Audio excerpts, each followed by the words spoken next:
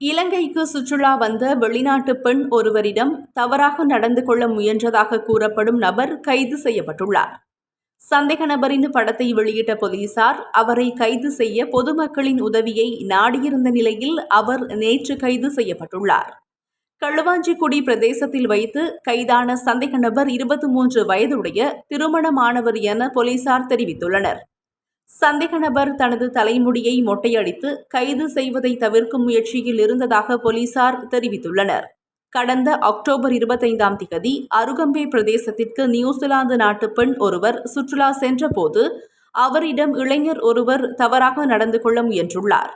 சம்பவம் தொடர்பில் அந்த பெண் பொத்துவில் போலீஸ் நிலையத்தில் முறைப்பாடும் செய்துள்ளார். அதே நேரம் சந்தேக நபர் மோசமான பாலியல் நடத்தையில் ஈடுபடுவது தொடர்பான காணொளியை அந்த பெண் போலீசாரிடம் வழங்கியுள்ளார். இதனை அடுத்து சந்தேக நபரின் படத்தை வெளியிட்ட போலீசார் அவரை கைது செய்ய பொதுமக்களின் உதவியை நாடியிருந்தனர். இந்நிலையிலேயே சந்தேக நபர் கைது செய்யப்பட்டுள்ளமை குறிப்பிடத்தக்கது.